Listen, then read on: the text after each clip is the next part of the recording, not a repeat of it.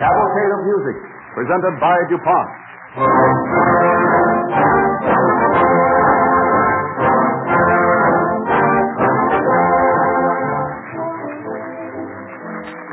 This morning at the Astor Hotel here in New York, Mrs. William H. Corwith, chairman of the Radio Committee of the American Legion Auxiliary, made the following award. I quote, "To the sponsor of the program most acceptable and worthwhile to the general family audience, we present this, our second annual award for radio program excellence, to the DuPont Company for its sponsorship of the Cavalcade of America."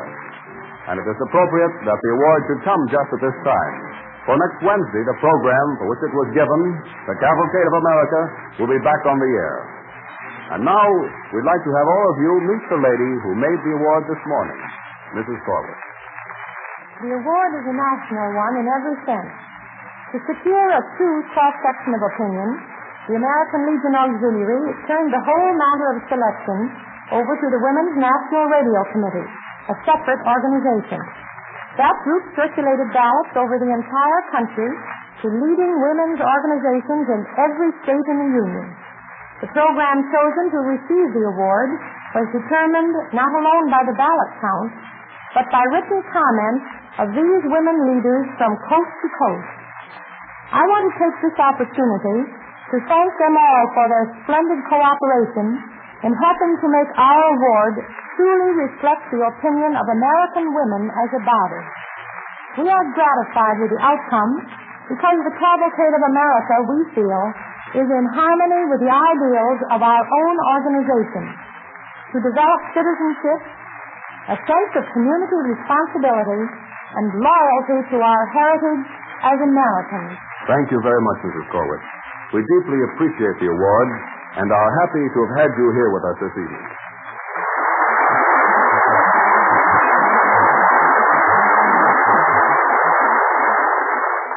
Last week we announced that tonight's DuPont Cavalcade program would be different.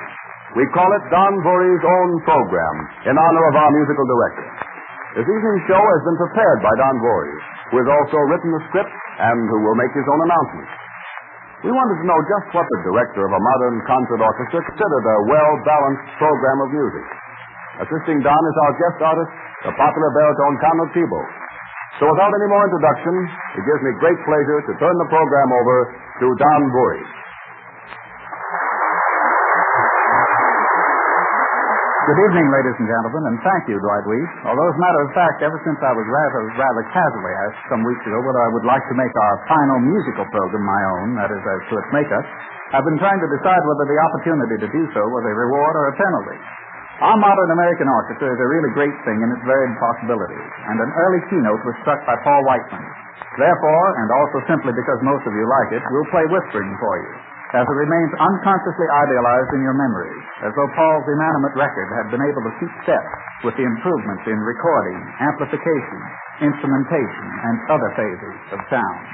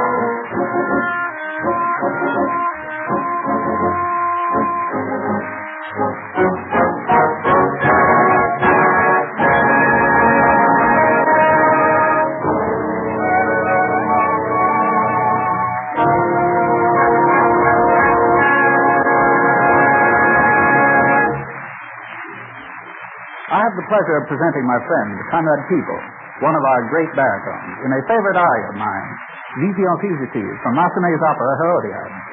This opera was first presented in Brussels in the 90s. It was not too well received, so Massenet revised and reorchestrated it to quite an extent, and in 1903 it was again heard in Paris. In reorchestrating it, Massenet decided upon using the saxophone, that instrument despised by the musically hidebound, in the introduction to this aria.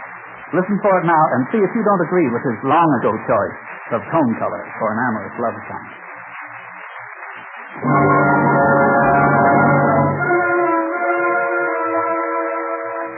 Ce breuvage pourrait me donner la calvaire, je pourrais la revoir, contempler sa beauté,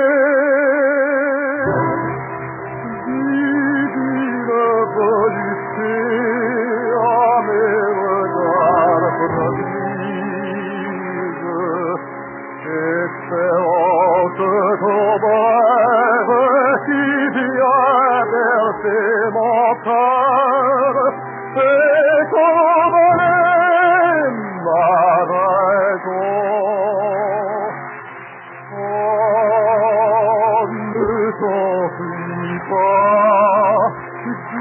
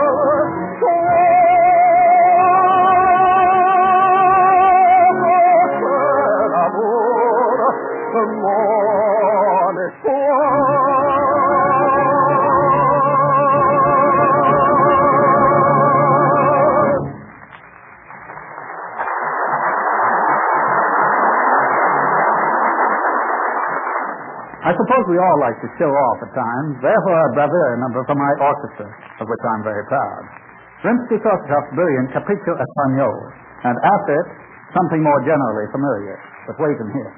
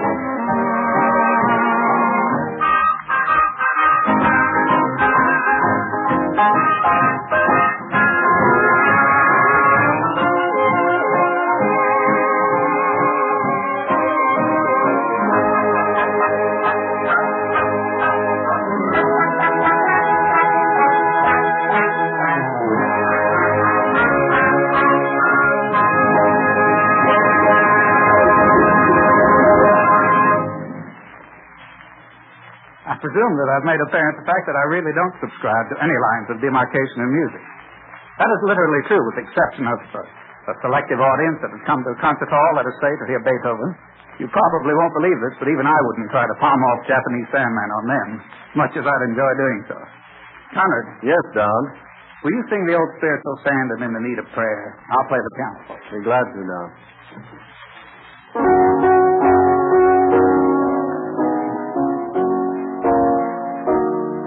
It's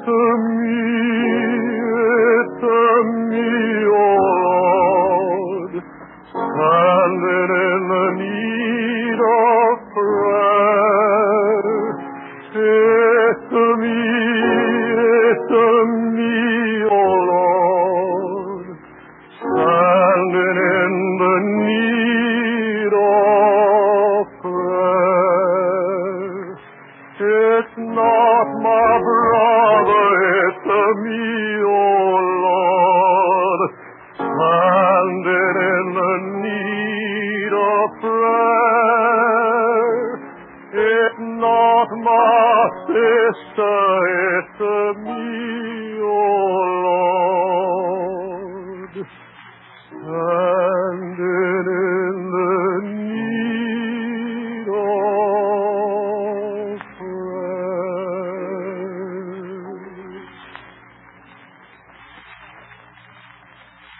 I consider that spiritual one of the greatest bits of musical expression because of its simple religious fervor. A few years ago, Louis Grenberg wrote an opera based on Eugene O'Neill play Emperor Jones, the story of a colored murderer who escaped from a chain gang to an island where, due to his smartness and cupidity, he became the ruler of the natives. They finally saw through his abuses and tyranny, and he fled through the tropical jungle trying to reach the coast and escape. He gets lost in the jungle, and the natives close in on him, meanwhile having brought into play voodoo and the spirits. Grenberg must have decided that the theme of Standing in the Need of Prayer was unsurpassable for the purpose, for he chose it and set it with a magnificent descriptive background for the orchestra. Imagine the agony, remorse, and fear of this cringing Emperor Jones as he cries out to his maker. Sing it, honey.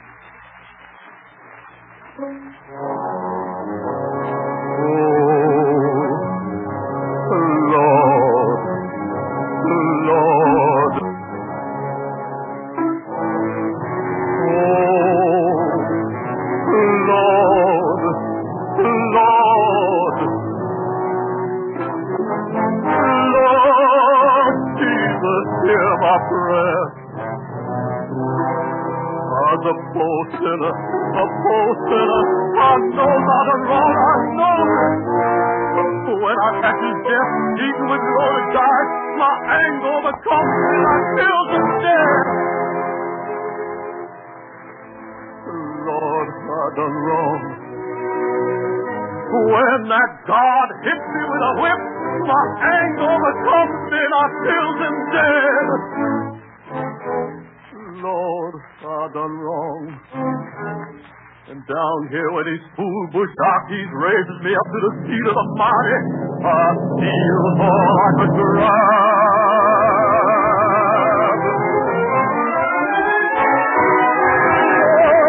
Lord, I done wrong. I know this. I'm sorry. Forgive me, Lord.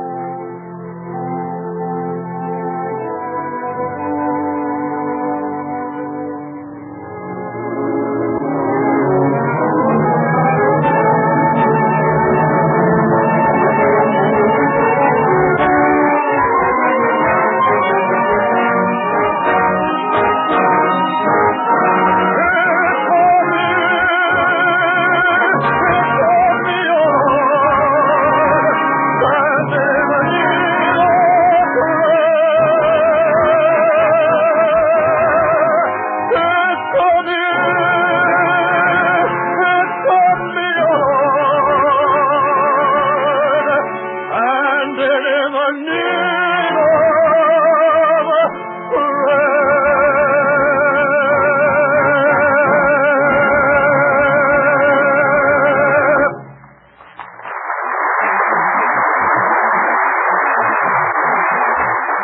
And now for relaxation and contrast, without which it would all be pretty monotonous. Louisiana Hayride by that old Southerner, Arthur Swart.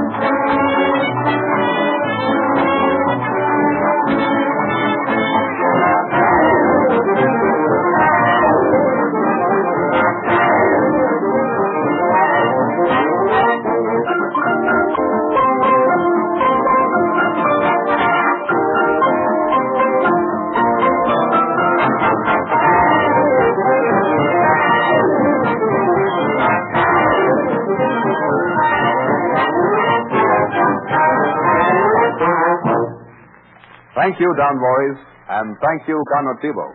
I'll admit that I've enjoyed this program. Perhaps you also have a message from our sponsors, the DuPont Company of Wilmington, Delaware. No, Dwight, I think I'd better let you take care of that. All right, then, here it is. In the early days of rayon, a kindly old lady picked up a skein of the strange new yarn and said, my, they certainly must feed the rayon worms good things to eat to get such nice results. Today, almost everyone knows that rayon is a man-made yarn, a chemical product that comes from a factory. But even so, there's a lot of truth in what the old lady said. For actually, rayon is made by a carefully controlled scientific diet. By one process of rayon manufacture, cellulose obtained from spruce wood and cotton linters is converted into a thick, syrupy liquid called viscose. This substance is then forced through tiny holes into an acid bath, where it forms filaments much finer than any silkworm can produce. This man-made yarn, rayon, has taken such a prominent place in our daily lives that it is second only to cotton and wool in annual consumption. The DuPont Company has one rayon plant at Old Hickory near Nashville, Tennessee, where 4,100 people are at work making this product, which was almost unheard of not so many years ago. In other words, the chemical laboratory has created important modern industry, serving millions and providing employment directly or indirectly for hundreds of thousands. The average weekly wage at DuPont's Old Hickory rayon plant is more than 25% higher than it was in 1929. And last year, the employees of that plant set a record in safety by working nearly 11.5 million man-hours without a single lost time injury. This won national recognition as the best all-time safety record in the history of American industry. When the DuPont Company started this plant in 1923, the population of the little village was 500 people. Today it has grown to a thriving city of 10,000, with its own schools, community clubs, amusements, and shopping districts. DuPont chemists have done much to improve the quality and reduce the price of rayon. In 1925, a pound of viscose-type rayon yarn cost $2.30. Today, the same amount costs 63 cents. Likewise, the DuPont Company has developed man-made yarns used by textile manufacturers in producing many new types of fabrics. Rayon now comes in almost any form you like. Fabrics that are sheer or heavy, lustrous or dull, smooth or with interesting irregular surfaces, even a wide range of beautiful velvets. At Old Hickory, Tennessee, and other DuPont rayon plants in Buffalo, New York, and at Richmond and Waynesboro, Virginia, better rayon at lower prices is being produced every day. This story of man-made yarn provides one more illustration of how a DuPont company works to make good its pledge. Better things for better living through chemistry.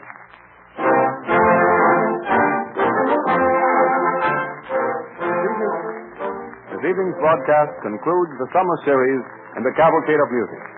We hope you've all enjoyed the music of Don Voorhees and the singing of Conrad Thibault and Frances White. Next week, the DuPont Company announces the return of our regular fall and winter series, the Cavalcade of America. The enactment of his historic events, dramatic episodes, and little-known facts in the building and progress of our country. The first broadcast will tell the life of Edwin Booth, pioneer American actor who devoted his life to the advancement of American drama. On Sunday, the period for daylight saving time will end. If your community has been on daylight saving time, you will receive this program at the same hour you now receive it. If your community has been on standard time, this program will reach you 1 hour later than now. Remember then next week, the life of Edwin Booth, when the DuPont again presents the Cavalcade of America.